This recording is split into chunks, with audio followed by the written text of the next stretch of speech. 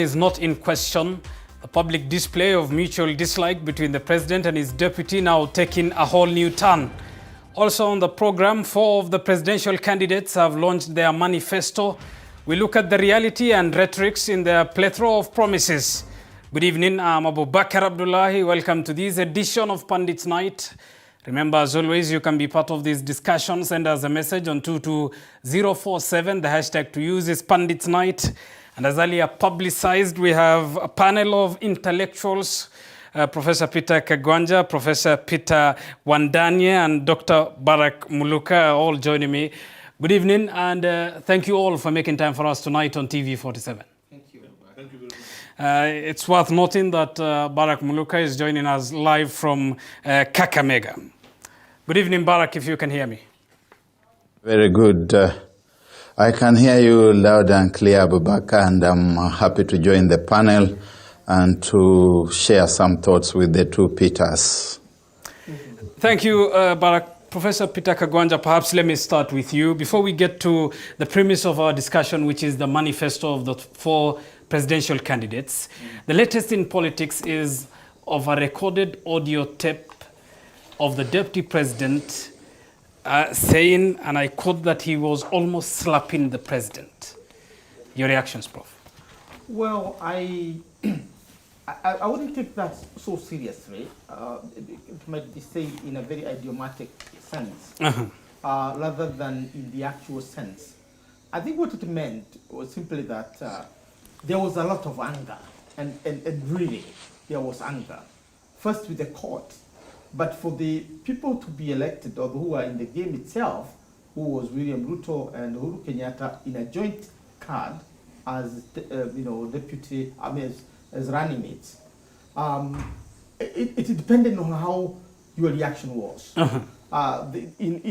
Those who know how the two gentlemen work, they will tell you that Uhuru starts with being cautious, and then he moves boldly into an issue and takes a firm stand.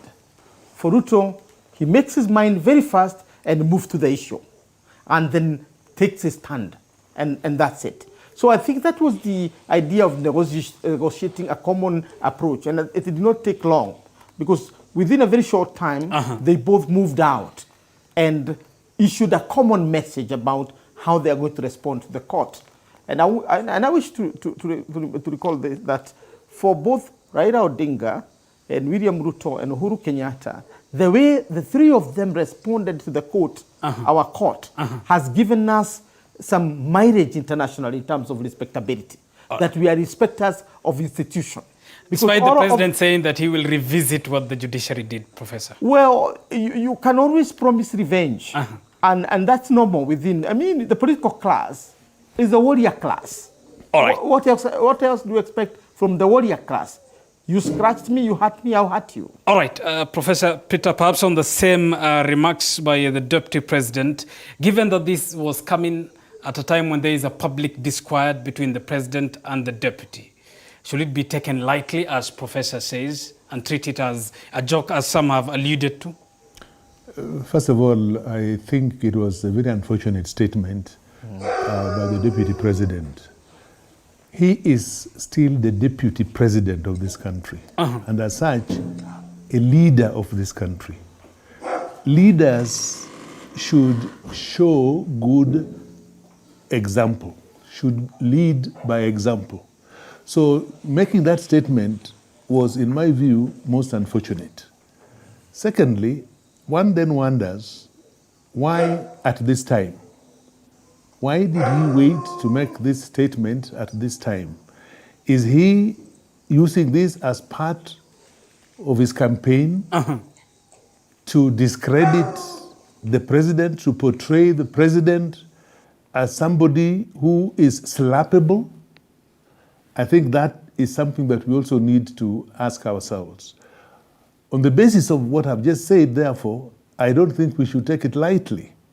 I think we should take it very seriously, and indeed, perhaps, Deputy President should explain to Kenyans. But Professor, given the context and the time of it, when the political temperatures were boiling hot, would it be excusable, to say the least, that this was said in a context of making the president understand what was at stake?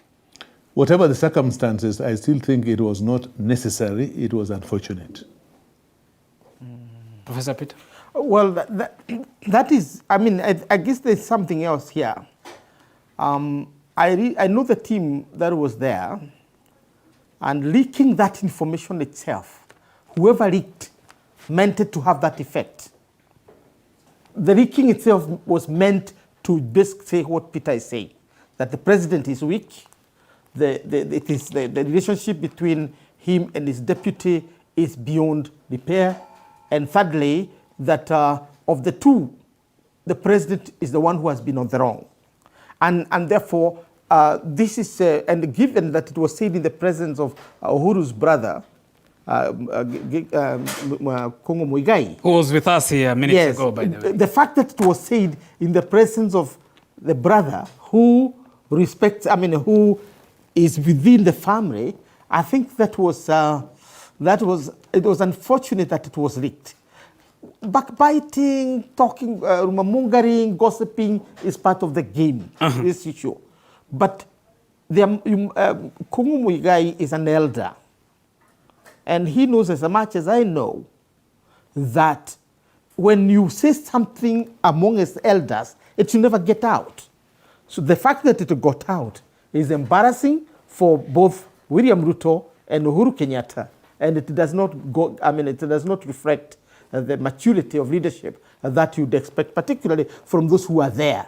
But Professor Peter, perhaps is this then a reaction from a deputy who some say has been pushed to the limit, in the sense that you have a president who has endorsed another candidate as his preferred candidate, who chairs the Azimio Council, which is opposed to Deputy President William Ruto's move? Some would say that this is a deputy pushed to the limits, and he has to publicly say some of these rhetorics.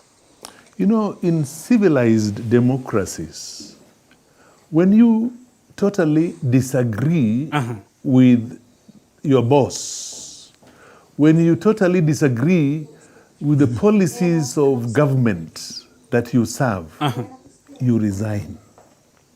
You resign from that government and act as opposition. So by the fact that the deputy president continues to refer to himself as deputy president, continues to enjoy the privileges and powers associated with that office, I think it is deceitful. It is not right. All right, I understand we have Dr. Barak Muluka, who is joining us from Kakamega County. Barak, perhaps we are still making sense of the leaked audio, allegedly, of the Deputy President William Ruto, in which he intended to, at least by his own admission, slap the president because of the political temperatures then. What do you make of that, Barak, perhaps to start off? Thank you very much, Abubakar. I'm sure that the two professors who are in the studio in Nairobi understand the notion of hyperbole. And I think that Professor Peter Kagwanja demonstrates that he understands it better than Professor Peter Wanyande. In social science, in literature, in public communications, there's such a thing as hyperbole, overstatement, imagery of speech, figures of speech. When Oliver Twist says that I could eat a boy, it doesn't mean that he has become a cannibal that is going to eat up people. When someone says, I'm going to eat up the whole world, it doesn't mean that he has become a cannibal and that we are all in the danger of being consumed alive. He's basically expressing the extent of disappointment. And I think that it is unfortunate that people are playing this out of proportion, and that people would even go to the extent of saying things like, oh, he should resign, he should have resigned. I think we could do better than that. But Barak, there are those who politicize this to the extent of saying this proves the lack of strength or the weakness of the president in his lame duck era now. Does that solidify their argument? I think if we talk about a reluctant president, I will remind Kenyans that in 1997, Hilary Ngweno fronted on the cover of the Weekly Review a story that was headed "The Reluctant Politician," and on that cover was President Uhuru Kenyatta, who had, that time he was not president, of course, but there was Uhuru Kenyatta who had been discovered somewhere, I don't know where exactly, and thrust in the deep end of Kenya's politics. They had made him chairman of KANU in the Thika branch, I believe it was, and they went on to test him as a member of parliament for Gatundu South, which he then lost to Moses Muya. And he was a reluctant politician. At that time, when Hilary Ngweno was framing him as a reluctant politician, he was not necessarily saying that he was a weak politician. David Longi in New Zealand came on the stage as a reluctant politician. Whether he was a weak leader or is a weak leader through his tenure, or whether he's becoming a weak leader during his lame duck moments is another question. But one could look at the way he has governed, the way he brought the opposition into government and has given them the presence of the moment. Whenever there are national functions, we see that there is the leader of the Orange Democratic movement who is invited to speak almost like a co-president. And one begins wondering what role exactly he's playing and whether that then is the sort of leader that you would name as a resolute, strong president. A president who tells us if that stone that was thrown in Eldoret had hit that mzee, hatujui kungekuwa namna gani. All right. All right, Barack, Professor Peter Kagwanja, I want us to move from these to our main topic of manifestos, and making sense of the reality and the rhetorics in between. Perhaps one final round of questions still on this matter. Given the public outburst, the latest today, the Deputy President saying, and I quote, mimi ndio nilifanya campaign kubwa, nilikuwa naamka asubuhi nikifanya mikutano 3 kabla ya rais kuamka. The President last week says, and I quote, this person has a job, but instead of performing it, he is all talk. Why didn't he do everything he's complaining about? Given this direct talk at each other, is this relationship and bromance amendable, or is it a deal done, dusted? Well, I can't say so in the context of the Kenyan politics. Why? In 2002, President Uhuru Kenyatta, then chairman of KANU, teamed up with William Ruto, and they fought that election together. In 2007, President Kenyatta crossed the floor and joined Kibaki, the nemesis of the 2002, and William Ruto crossed over and joined Raila Odinga for that election. In 2013, Ruto crossed again and joined Uhuru Kenyatta. I don't know who crossed and who didn't cross, but they both found themselves in the same camp. And 2017, the same. In 2018, Uhuru Kenyatta crossed, Raila Odinga and Uhuru Kenyatta had the handshake, and they are together. And I don't know how it is going to be in 2027 or 2032 or 2037. But at least for Kenyan, the 2022 polls. For Kenyan election, for 2022 polls, it is done. The big question is, when the two are fighting, where is the republic? When the two are fighting, do they have in their mind the destiny of this country? Because the two, at present, are supposed to be the custodian of the Kenyan nationhood. Is our nationhood about washing your dirty linen in public? Is the nationhood about stripping each other naked in public? for people to watch. It's not right. I don't want to say who is wrong and who is right, but the whole thing does not augur well for a young nation like Kenya. Professor Peter Ondani. Wanyande. Yes.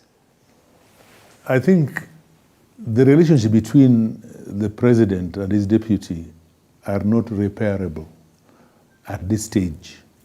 So that before the August elections, there is absolutely no chance, in my view, that they would ever come back, reconcile, and work together. That, to me, is very clear. Despite the fact that people say that there are no permanent enemies or permanent friends in politics, that is not possible with these two leaders today. It is gone. They've gone separate ways, and that is it. Professor, what of the strawman argument, and forgive when I say strawman argument, of those who claim that this could be a plot to play Odinga? I'm sure you must have heard of such, however wild claims they are. They're not wild, they're just tactics, strategies being used by some people to give the wrong impression that Uhuru may abandon Raila at some point. I don't think he will. Dr. Barak Muluka, perhaps the same question. Is it beyond repair for the duo who will very much be remembered for their political public bromance? It was always rickety. I observed this quite a while back. In fact, writing in the local press in 2016, I stated that soon after the Holy Book comes down at the second inauguration, where Uhuru Kenyatta would say, "And so help me God," they would begin going their separate ways. And earlier on, last year, I wrote in the same daily press that they had so far been engaging each other through proxies, and that in the fullness of time, they would throw off the gloves, they would go for one another, because they never had anything in common apart from just two things. The first one was to survive the Hague, which they did, at least for the time being. The second one was that in order to do that, they required to capture power. And for Uhuru Kenyatta particularly, William Ruto was a special purpose vehicle. And once he crossed the valley for the second time, it was time to dispense with William Ruto. And it does appear that there are also certain benefits in government, or certain benefits that come with being in government, that they were jostling for.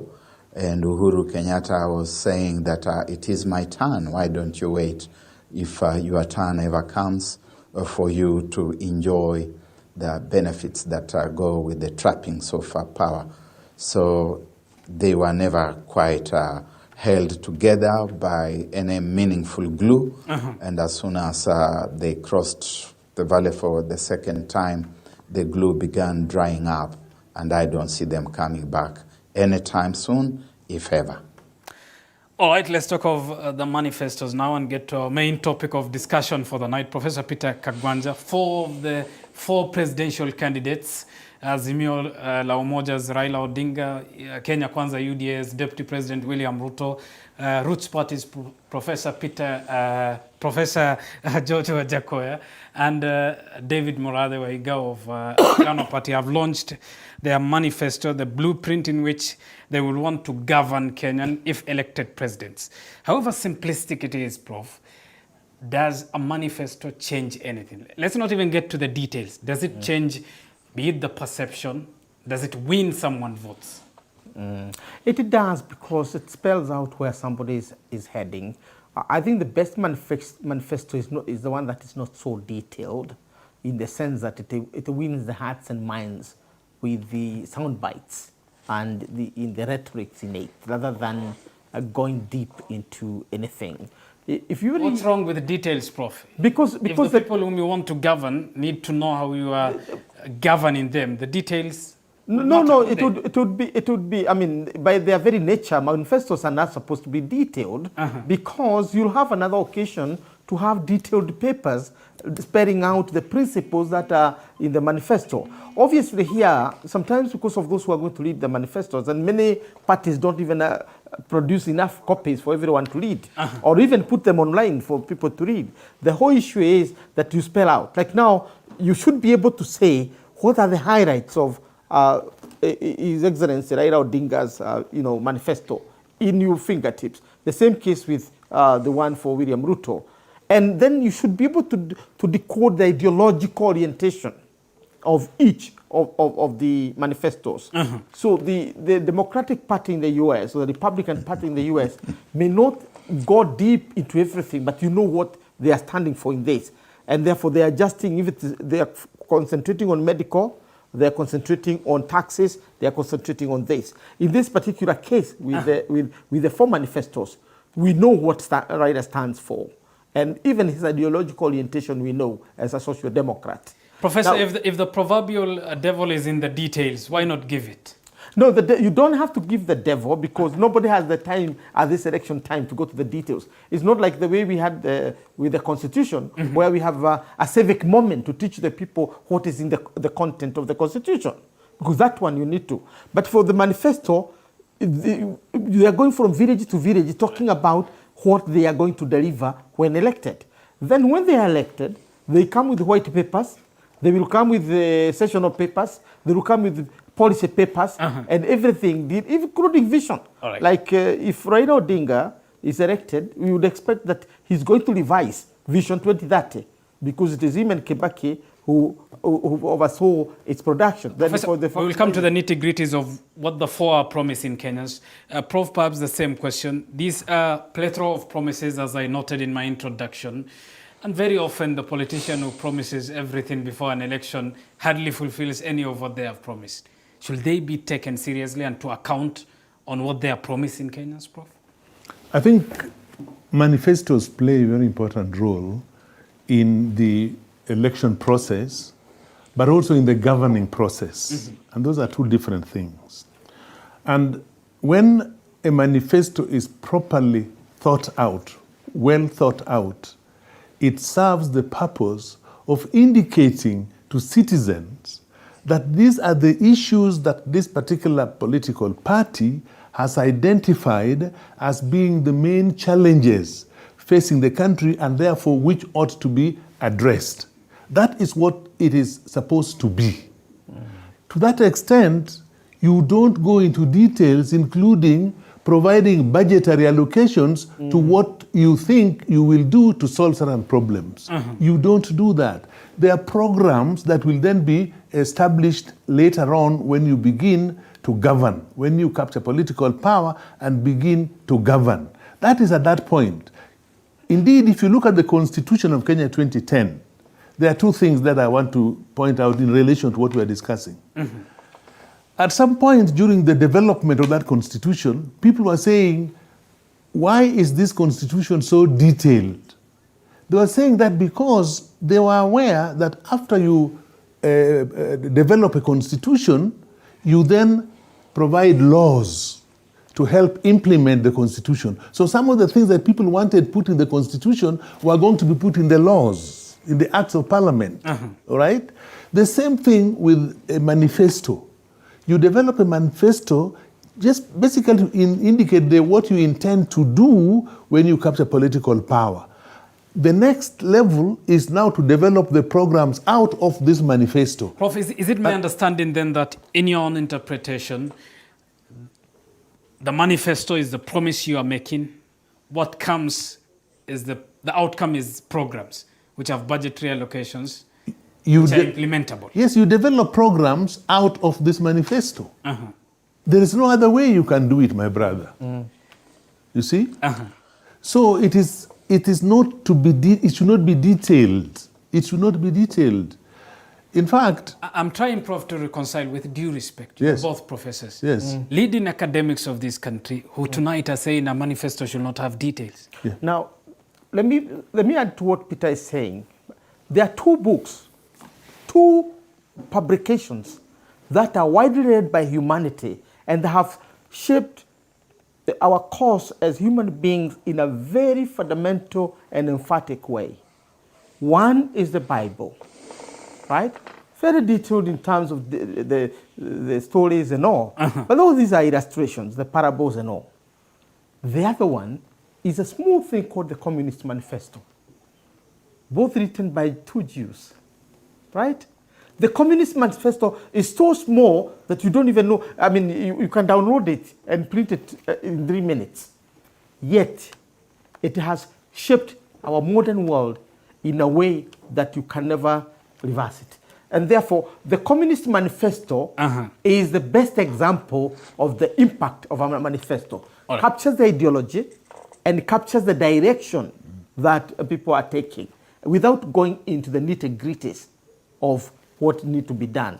Then, Lenin, Mao Zedong, and others now write volumes that explains what exactly is meant by the manifesto. All right, Professor Peter, let me bring Barak to the same perhaps question on manifestos, the intention and whether they really change the ground, proverbially, in one's favor. Barak, what are your thoughts?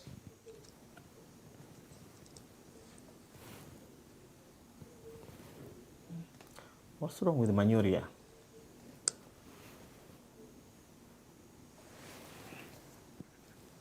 Barak, if you can hear me, let me give you a chance to respond to the discussion in studio here. We are talking of manifestos. And the simplistic question I asked is, do manifestos change in favor of someone, the ground, in getting them votes? And what are your thoughts on the details?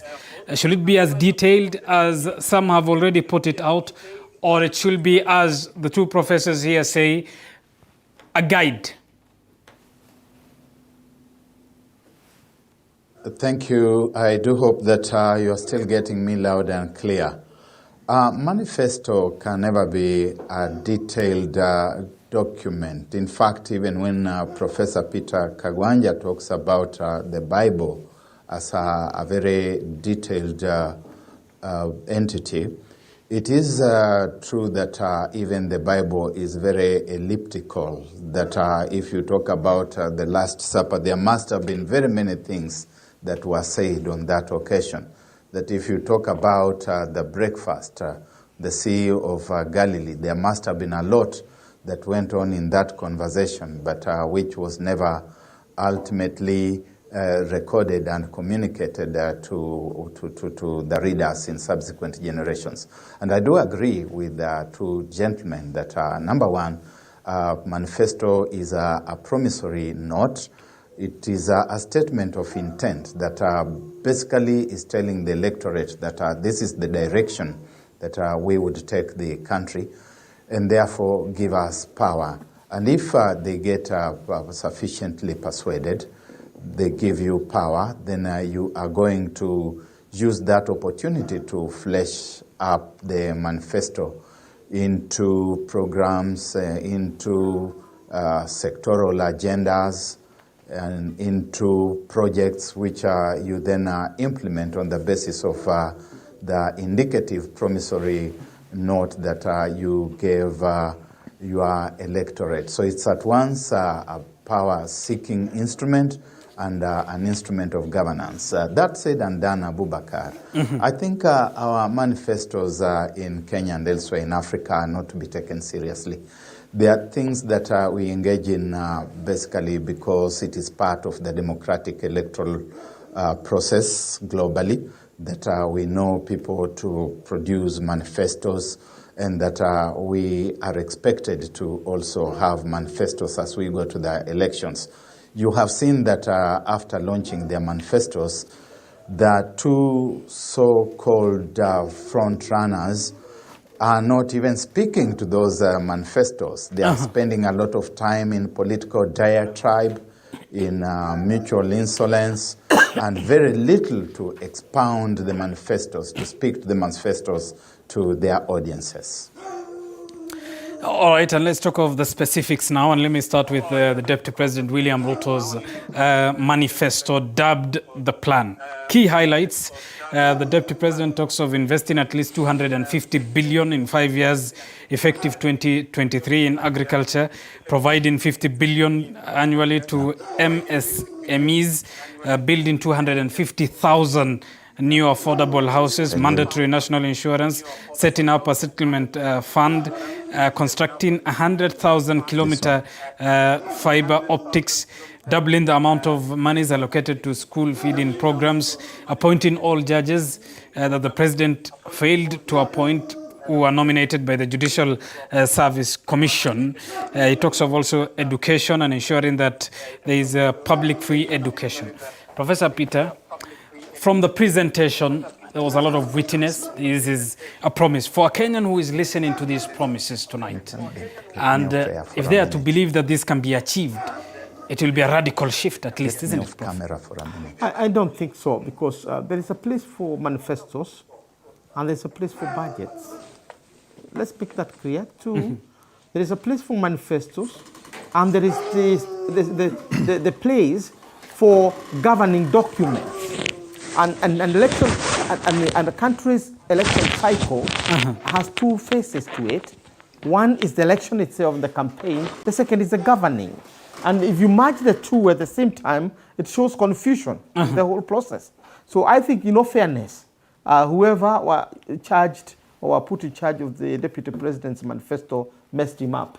Because if you take 250 billion, and you are going to be elected for 5 years. Is it for the first year, or the second year, the third year, or the fifth year that you're going to spend that money? So don't get yourself into questions, into being asked questions you cannot answer. And if you try to answer, you look stupid. But Professor, for someone who says they have diagnosed what Kenya's problems are, and they're giving solutions with specifics of the costing, that surely will sound seductive, isn't it? No, it is not seductive, just naive. It is professionally naive. Professionally naive because look at the Kano Manifesto of 1963, which was drawn by people who are economists, the top economists of the time. It's thin, but that did not prevent them from coming up with the sessional paper number 10 of 1965 to clarify on the ideological orientation and what it cost. It did not prevent them from coming up now with the new documents that foundationed this country to where we are. Now, Kibaki's manifesto in 2002 had all three points, just three. I'll change the constitution, I'm going to have zero tolerance to corruption, and I'm going to revive the economy. Full stop, nothing else. And by the time he finishes, you can judge whether he did it. Yes, he gave the country the constitution. The economic was revived from where it was. About the corruption, we have our doubts. So this is what governing is. Professor, equally? I agree 100% with what my colleague is saying. You see, if you look at our constitution, the Constitution of Kenya 2010, it is very clear about budgeting process and who is responsible for initiating the budgetary process, and finally making a decision on the budget. That is something that you don't do at the level of manifesto preparation. It shows that one has no respect, one, for the Constitution, and generally for institutions and the functions that those institutions do, to start with. Secondly, how do we guarantee that this 150 billion, these billions that are going to be given to these categories of people that have been identified in that manifesto will not be looted? You don't do that in a manifesto, my brother. I think one can easily conclude that the idea behind these figures is to prepare the country for loss of money. Why not to prepare the country, Professor, for identifying what the problem is, knowing what it will cost to solve that problem? You will not. How does one know that it will cost 150 billion? 3-4 years from now. Yes, you can make estimates. All right. But there are processes by which these things are done. I think it is deceitful. I think it is a joke. All right, let me bring in Barack to the discussion. Barack, the Deputy President is fronting what he terms as the bottom-up economic model, as he's championing flagship program in wanting to change the economy for the better. We have seen that through his manifesto, through his actions and talks publicly. Has he in somewhat, Barack, succeeded in making the 2022 context a context around the economy?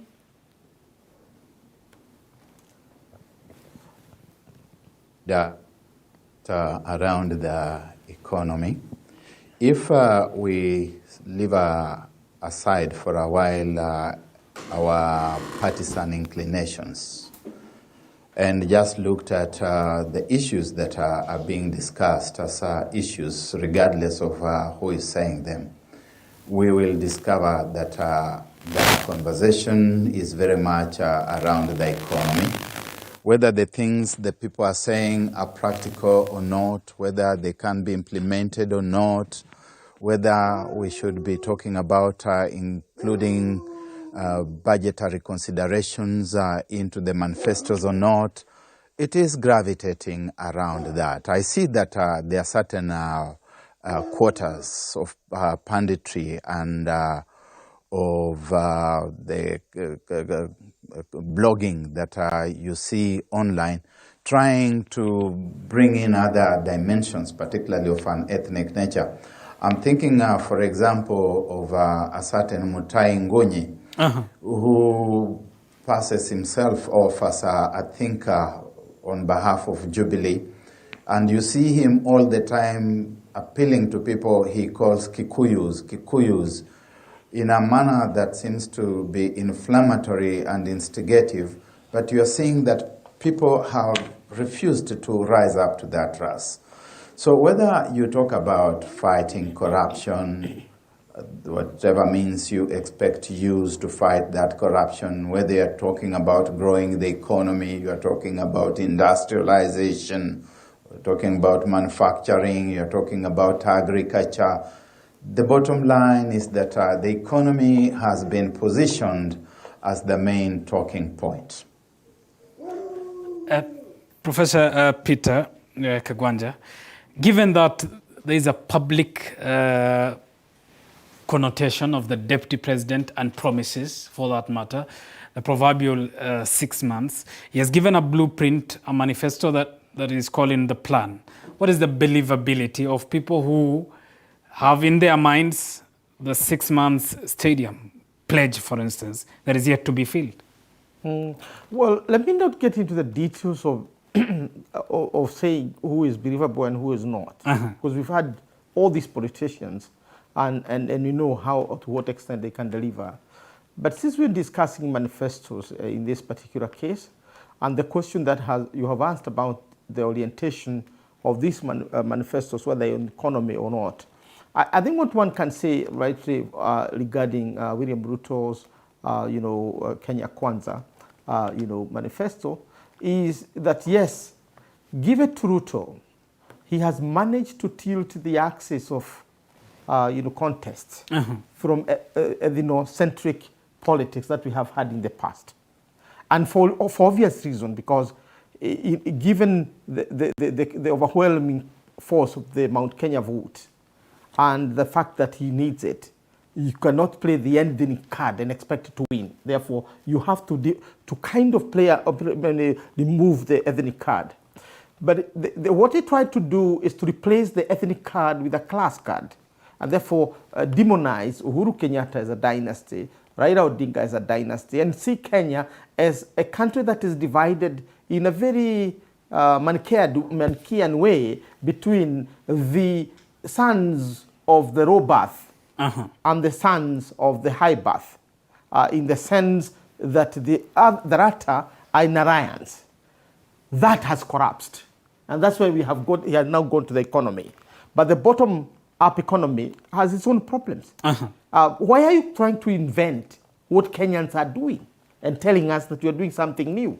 Is it not us who committed ourselves to devolution and even put resources, even divided the country that way, and that the BBI and other processes have been about the debate about how deep we should go in terms of taking money to the bottom. Now, the other thing is, what a contradiction that you say that the sun will now come from below, and that the tree has to suck its sunshine. But Professor, he's saying he intends to create an economy that works for everyone. But from the bottom up. But who said that the current economy is not working for everyone? Evidently, from the harsh economic times. You are simply being dictatorial in this sense, because you are saying we don't know, you know. We put into our constitution, because the debate in 2007 was about the sharing of resources. And it was said that by that time, and I'm sorry to put it this way, that a Kikuyu child is born with an ATM for certain banks. And therefore you go withdraw. This was the propaganda. All right. And therefore when we sat down to think about it, and luckily Peter and I were there, we were part of that think tank, on behalf of the government, we said we have to decenter this politics. We don't want this again. And what was the discussion? We have to take this thing to the bottom. But remember, and I must say this, all things that change things come from above. The sun, the glory of God, and everything come from above. All right. But it goes to the bottom to change things from there. So our people expect that when somebody like me is educated by the people of Maragua or Kenyanjero, depending on where you want to locate me, they did that so that when I go up, I'm going to bring the blessings to their homes. You see the point? All right. So I think the bottom-up thing is really taking Kenyans for granted.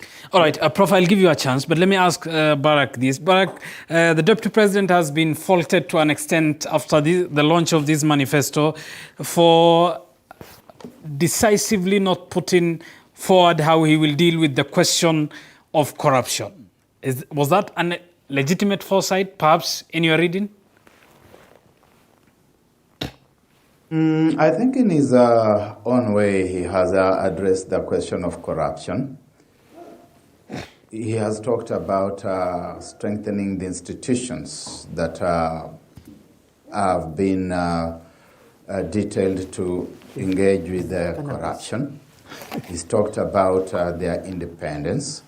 He's talked about the law applying across the board for everybody equally. He's talked against what is called the instrumentalization of the institutions and of the fight against corruption, by which I have understood him to mean that if I am politically correct, if I go to Capitol Hill and visit Mheshimiwa Oginga Odinga's office, I can be given motion moja, like we saw Anne Waiguru visited, and she was given a motion moja, and she seemed to have been a very good person.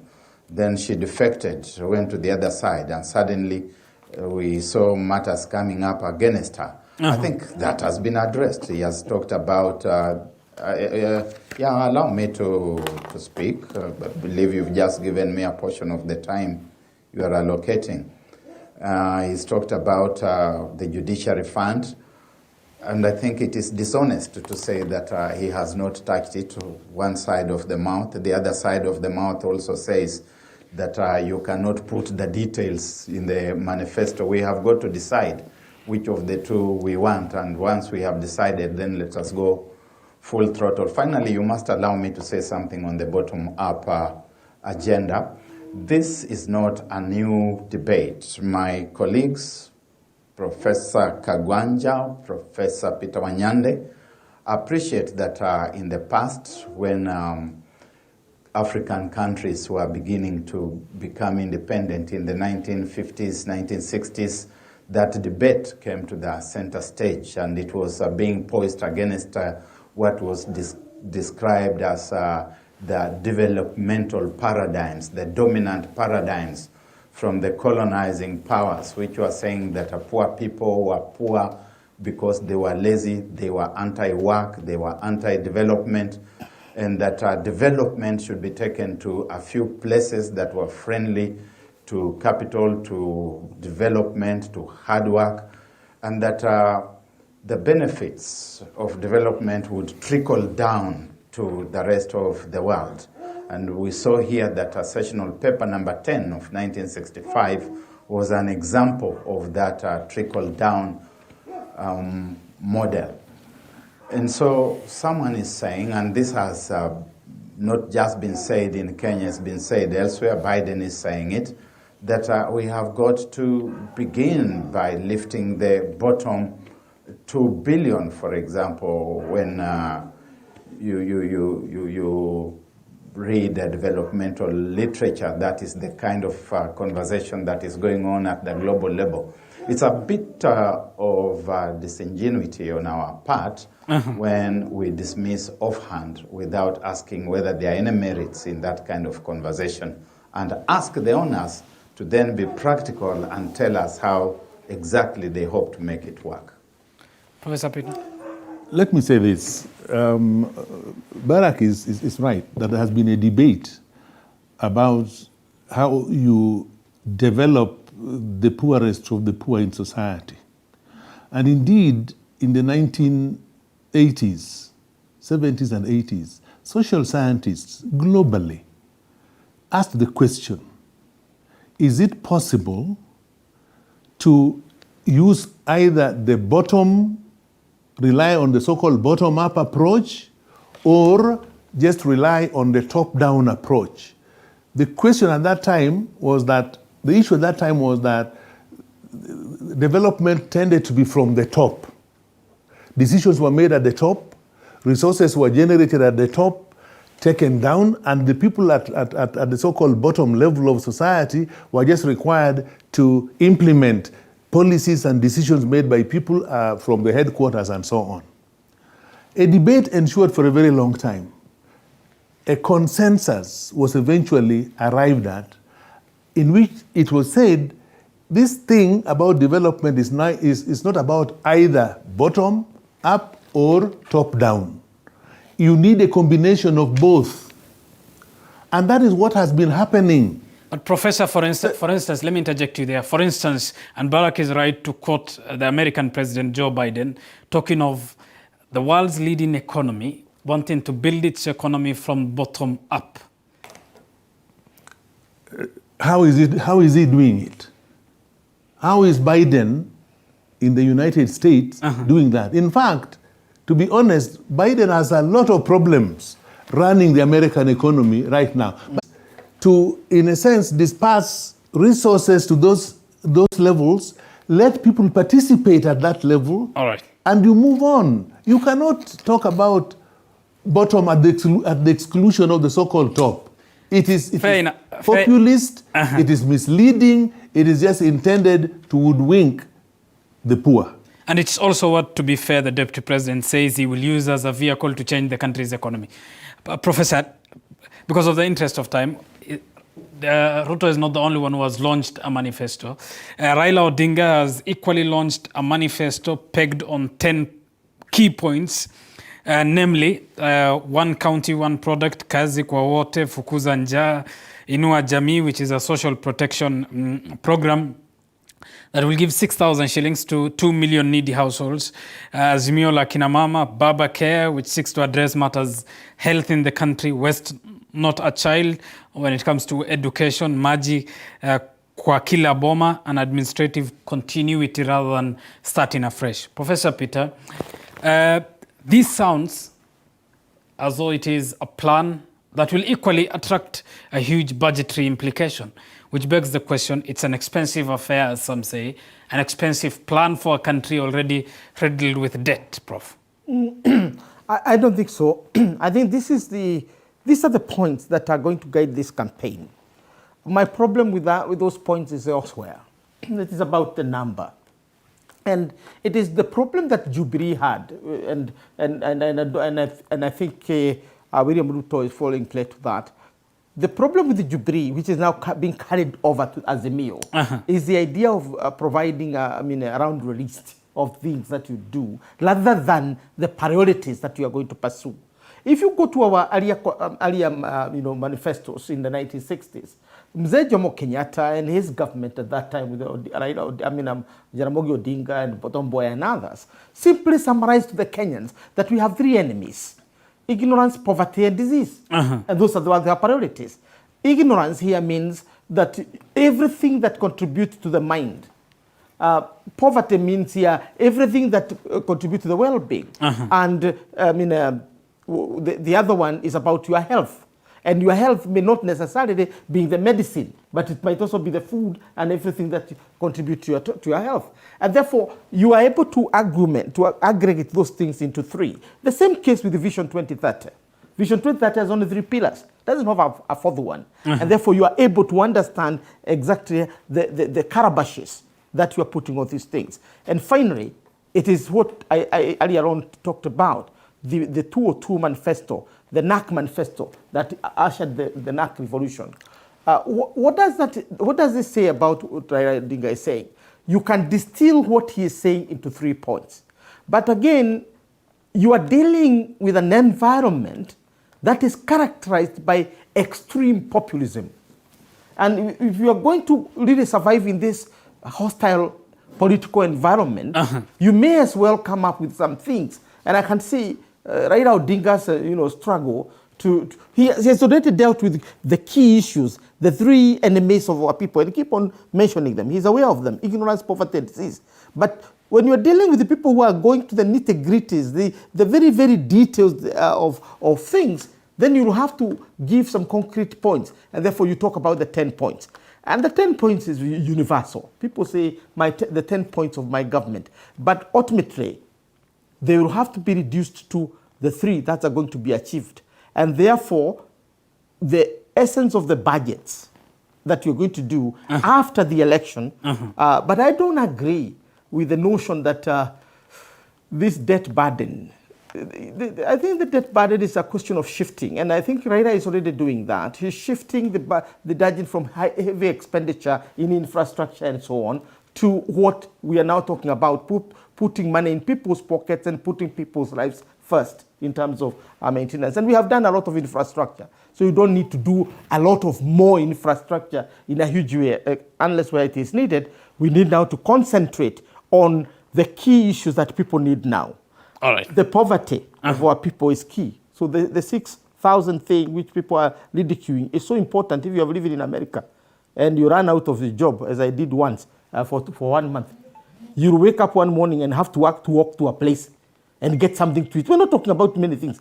Something to eat if you live in America. All right. About 10-point plan by the Right Honorable Raila Odinga as his manifesto, and to do things should Kenyans elect him on the 9th of August.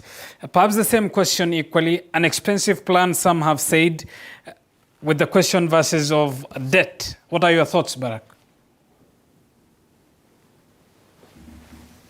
There, Professor Peter Kagwanja, I would want to place the emphasis elsewhere.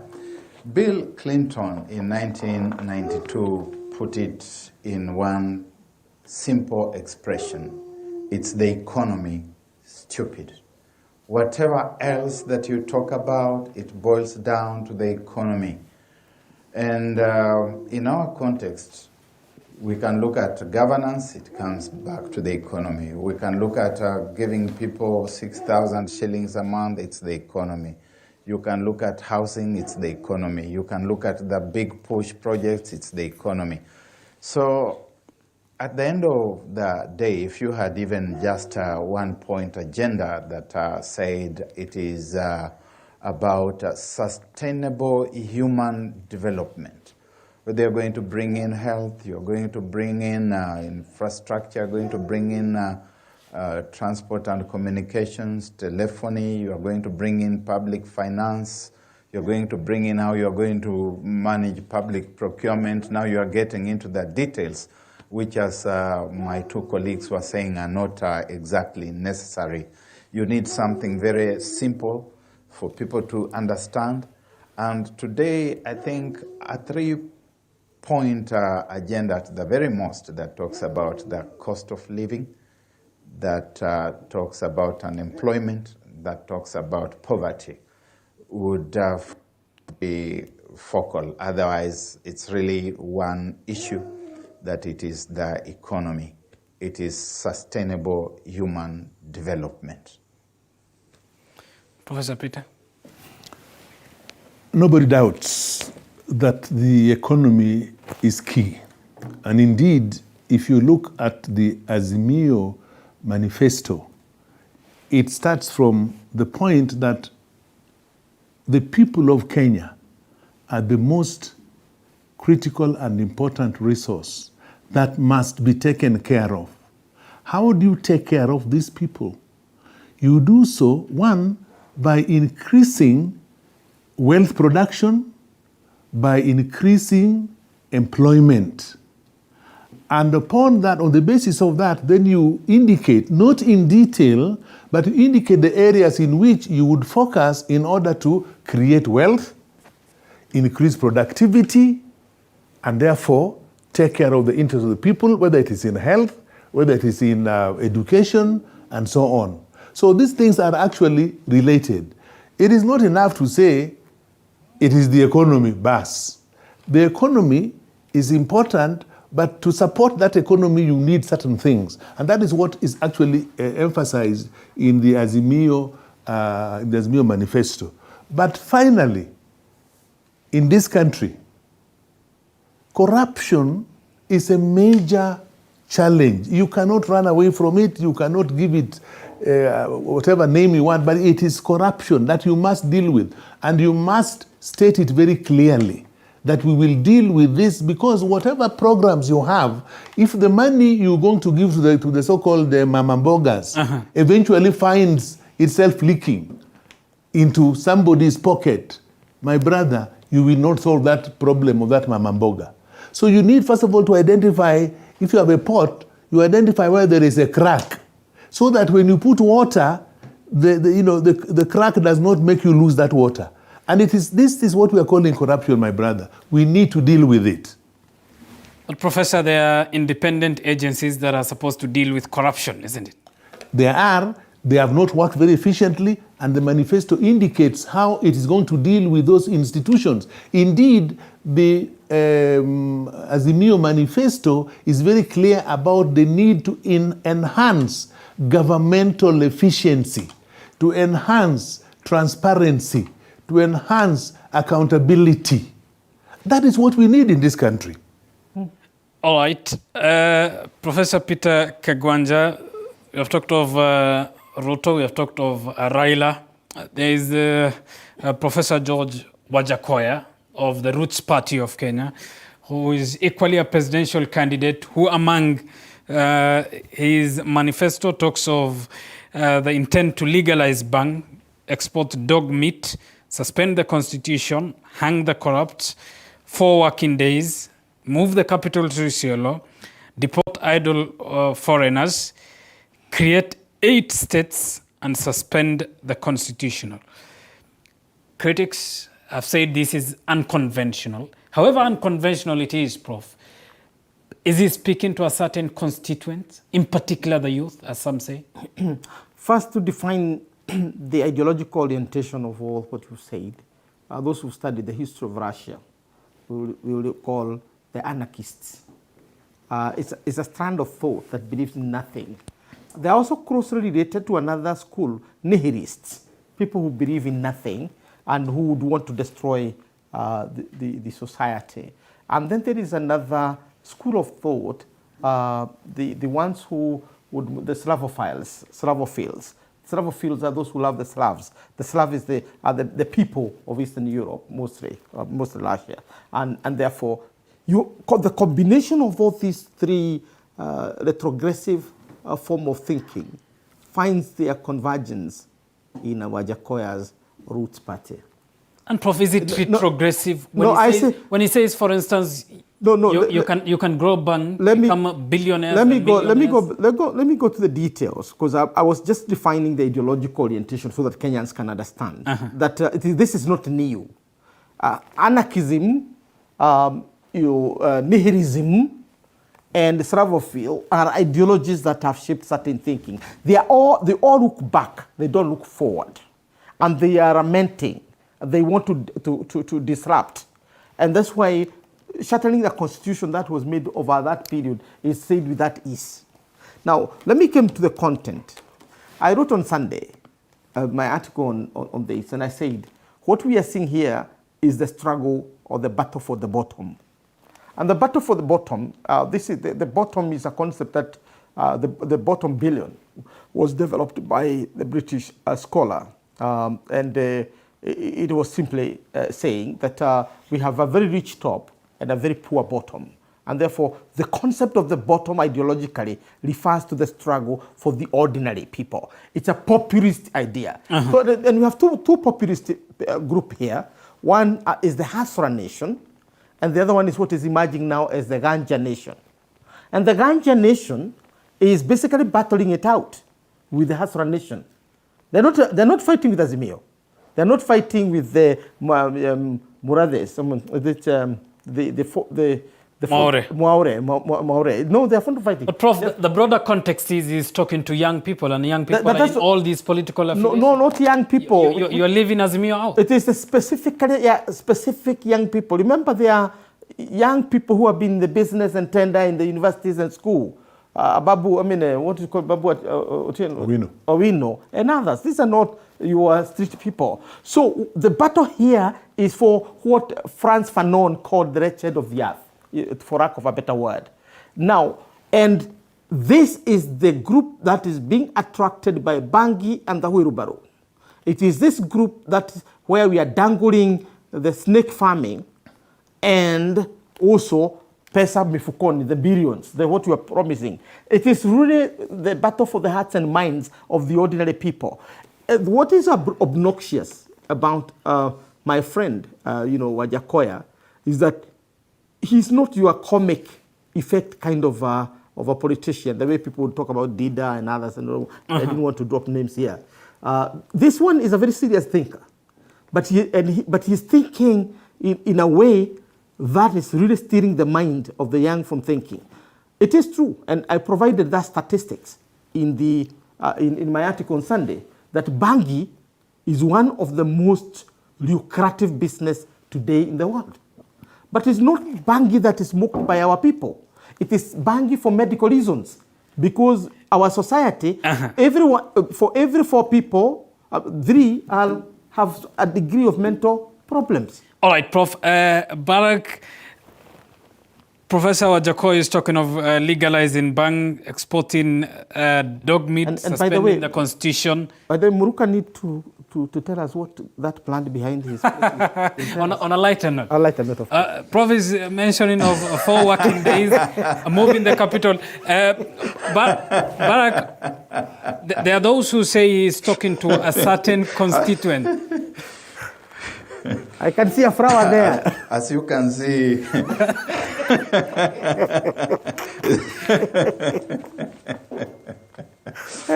Zoom in. The headquarters is just across here in Mwaure. So be careful. But on a more serious note, I think we are seeing the incursion of some kind of libertarianism.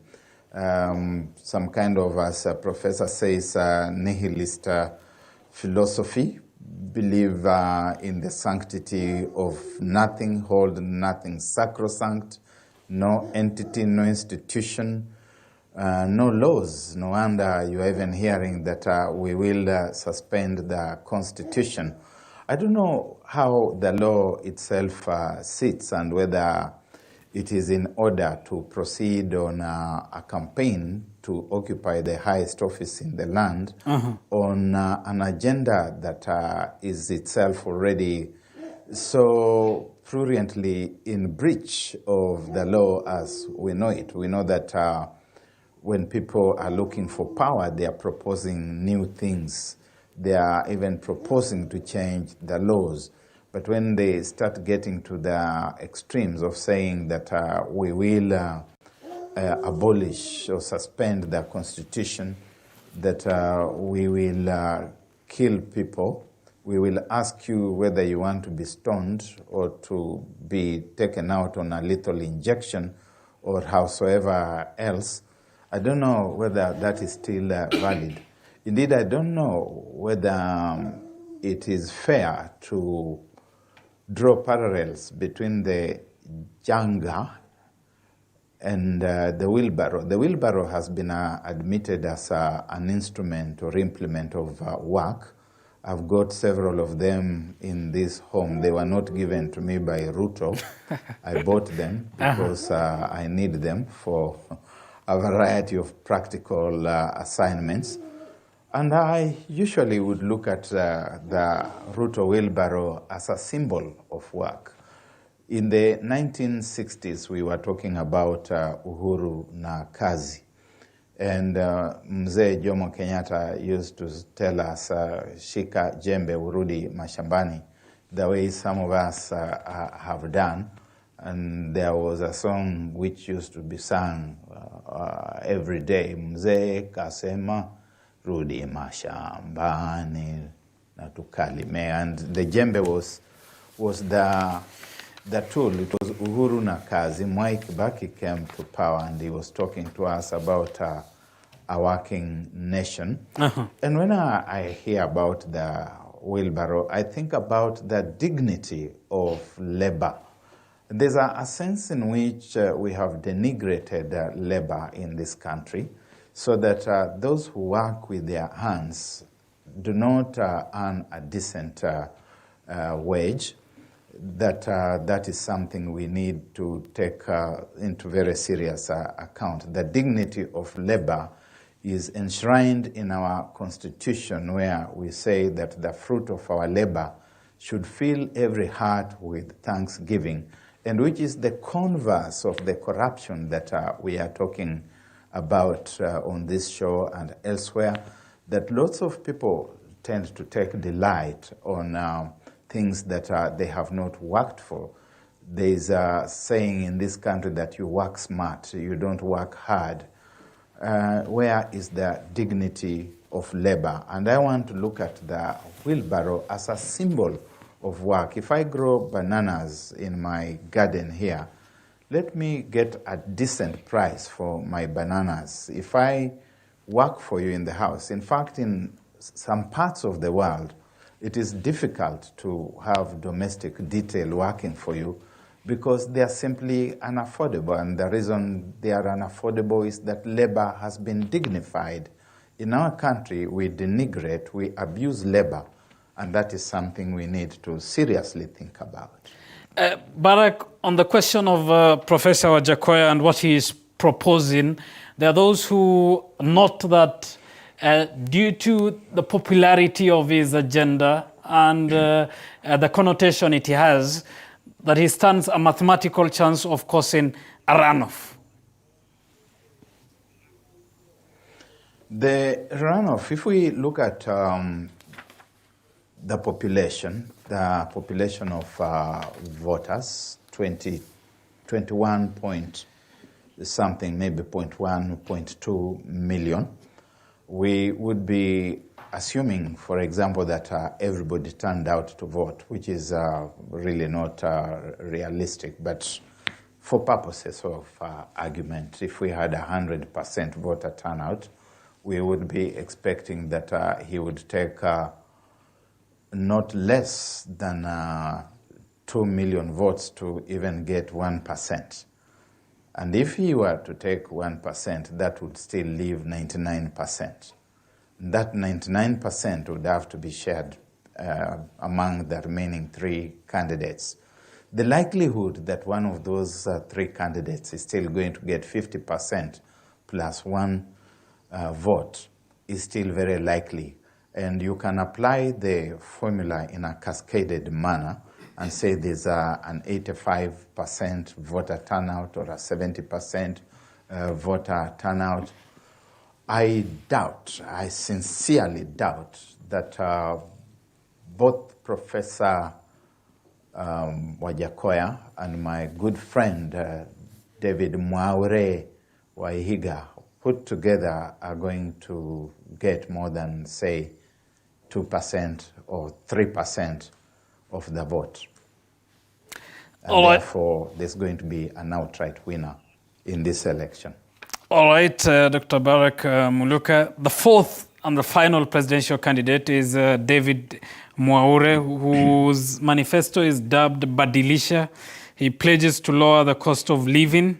He has an agano for the family, women, persons living with disability, the constitution. He has a moratorium for people who will return public money in the first 10 days. Prof? Well, Maure's manifesto is not very, very different from Azimio in many ways, in the sense that it's a welfare, it's a socio-democratic kind of document that is more inclined towards the church and the family. So it's more of the socio aspects that are not given high rights by the main parties. This is what he's highlighting.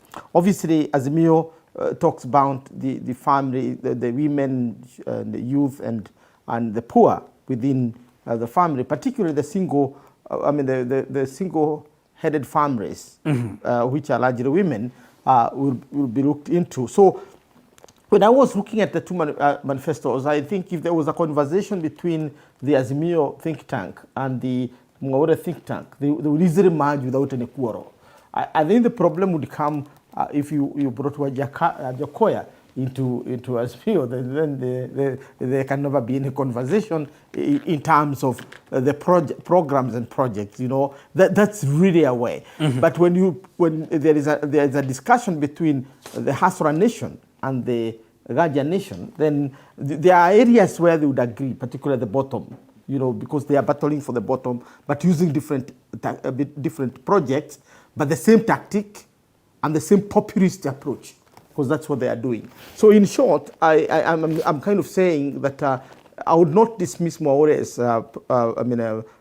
manifesto, because it fills a gap that is lacking, the social gap. And in our Vision 2030, Kenya, there is a social pillar, and it is a social pillar that Mwaure is strong in. The other manifestos are very strong in the economic pillar, and with Azimio, it is also strong in the governance pillar, which is part of the economic economic pillar, I think. So in short, then therefore, I think even though Mwaure's and Wajackoya's things might be defeated, they argument the two sides in a certain way, highlighting that. But one, I would argue, Wajackoya undermines the Hasra in terms of numbers. But Mwaure does not take the numbers from the other side. Professor? Let me say that if you read the Azimio manifesto, you will find that it is strong on issues of governance, on issues of social protection, the social aspects of life, as well as in the economic spheres of life. Because they recognize, if you read that document, that there is a relationship between these three dimensions of life: the governance dimension, the social dimension, and the economic dimension. And the manifesto addresses these three, I think, fairly effectively. The Wajackoya manifesto, well, I think it has been described very well that it is anarchic. It's like creating or bringing about anarchy in society. If you suspend the constitution, it's not told us what you replace it with. That is dangerous. That is actually inviting anarchy. Again, Bangi or all these things he's talking about, they may be generating a lot of money elsewhere, but you must also consider the context in which we're dealing with some of these things. So you don't just say because it is being grown in some country in South America or in wherever, we should also do it here. That is a dangerous way of doing things. All right, gentlemen, we have talked in great length of what the four presidential candidates are proposing and promising Kenyans. Because of the interest of time, perhaps one final question. And let me start with Dr. Barak Muluka. Barak, 35 days to the polls, four candidates with four manifestos to the public. How is this contest, at least 35 days to the polls, shaping us, in your view, as you conclude? What I see as emerging increasingly in the coming days. There is going to be a lot more of anxiety, particularly among the top two contenders, who are obviously Dr. William Ruto and the Right Honorable Raila Odinga. I see that there are going to be no holds barred. And since there are going to be no holds barred, I see that there's going to be a lot of toxic propaganda. Anything goes. The gloves are completely down. I see a possibility of rising of temperatures and tempers. I see a lot of what we today call fake news, falsification of facts on either side. And if we are not careful, I think I also see a lot of whipping up of sentiment. I see less of argument, strength in argument, and a lot of passion. Hopefully, we manage to contain ourselves a little more and place country above self and selfish interest, and that we get to appreciate that there will eventually be only one winner. The IBC is going to come a lot more into focus, people questioning its ability, its preparedness, perhaps also in preparation to reject the election outcome. Professor Peter Kagwanja, closing remarks. 35 days to the polls. How is it going to shape to the wire? I think the entry of Mother Karua in the equation has changed this election fundamentally, followed by the entry of Rigathi Gachagua, the Azimios on the the other side of Kenya Kwanza.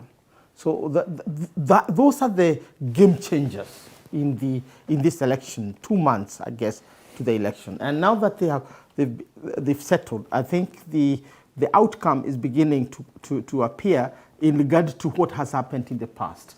This is what I see in terms, and I don't want to do the crystal balling, but this is what I'm reading. We are back to 202, Kebake versus Uhuru, right? And in this case, if you look at the communities and peoples who are behind Azimio and those who are behind Kenya Kwanza, in the same proportion, if it is Mudavadi who was on the other side, and so on, if you fit all these puzzles, this is what you are going to get. That there's going to be Azimio victory of 60% plus in terms of the presidential election. But a small shift, or a major shift in terms of the parliamentary outcome. The organization of the Hasra Nation over the last 4 years has meant that they have some of the best and most experienced members of parliament fighting for their seats, and now well-financed. Therefore, we might find a situation where we are not back to 202 per se, but to the Hasra Nation emerges with more parliamentary seats. And I think that's what my dilemma is now. I have no doubt Azimio is going to win the victory of the president. But this Prof, is my prediction. Isn't 60% a bit ambitious? No, it's not about ambition. It's about counting the votes as it is. You have I mean, if you are there into 202, you looked at the Ukambani, you looked at Nyanza, you looked at Western Kenya and Mount Kenya. Mount Kenya was split. Now people are looking at Mount Kenya. Mount Kenya is not, this is not the first time Mount Kenya is split. All right. It was split in 1992 and now. Professor Peter? Very briefly, let me say that in any election, the world over, there are always at some point what we refer to as the undecided voters. And in this country, over the last, say, 8 months, we have seen that number of undecided voters dwindling as a result of many factors. After the nomination of the running mates, the number dwindled a little. And it will continue to dwindle. So one is seeing a situation where by the time we go to the polls, virtually everybody will have been decided one way or the other. Secondly, those who are decided 6 months ago are not likely to change their position. So that is going to happen. Then I also see a situation where in the next 35 days there will be very intensified campaigns. Every side of the political divide will try and demonstrate to the electorate that it is the best side to run this country. And one therefore urges Kenyans to make the right choice. Choose that side, choose that leader that you can trust. Choose that leader that can make this country move from where we are to the next level. That to me is more important than anything else. We must make the right choice. Let me give Barak the last of word tonight on the program. Barak, Professor Peter talks of his 60% analysis. Presidential, and a parliamentary majority for UDA. Yes. Barak, in your own observation, summations, how do the numbers look like? In 2005, Professor Peter Kagwanja said the bananas were going to get 60%. And they were beaten hands down. So wishful thinking is allowed in this game. I'd like to remain in the seat of a pundit and say that one day in politics is a very long period. Let's wait and see how things turn out. But is a round one of 50 plus one possible, Barak, for any of the two leading candidates? It's going to happen, without a doubt. Without a doubt, either of the two, Azimio la Umoja One Kenya Alliance or Kenya Kwanza, either of the two is going to carry the day one round. There will be no rerun. Dr. Barak Muluke, Professor Peter Kagwanja, Professor Peter Wanyande, thank you for making time for us tonight on Pundits Night. We appreciate your time and inputs into building this discussion in this democracy of Kenya that we love. Well, that brings us to the end of tonight's edition of Pundits Night. Thanks for watching. I'm Abubakar Abdullahi. Bye for now. Enjoy the rest of our programs tonight of all nights. Good night. God bless.